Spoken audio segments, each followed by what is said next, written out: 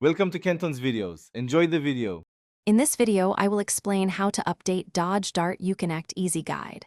Start by parking the car, turning ignition to accessory, and confirming Wi-Fi or USB update file on a formatted FAT32 drive. Download the correct Uconnect file from the manufacturer's support page onto your computer, then copy to the root of the USB drive. Insert USB into the vehicle, follow on-screen prompts, and do not interrupt power until the update completes.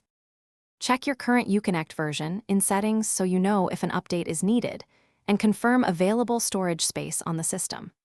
Use a computer to download the exact update package matching your radio ID and verify the file checksum when provided.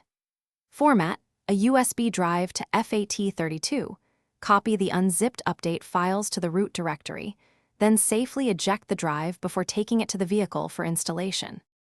If you're finding this guide helpful, please subscribe and like the video to support more car tech tips. Quick recommendation: Robot Face upgrade your clean game with the Shark AI Ultra Robot Vacuum. Voice control makes hands-free cleaning feel as effortless as updating Uconnect. It helps keep your cabin tidy between installs.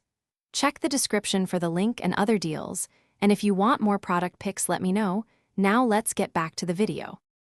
With the vehicle parked and engine off but ignition an accessory, insert the prepared USB drive into the Uconnect port and wait for the system to detect update files. Follow on-screen prompts to begin installation, agree to any terms, and confirm you want to proceed. The process can take 30 to 60 minutes, so keep the car powered and avoid removing the USB until the system indicates the update is complete. Thanks for watching. Consider subscribing if we helped you.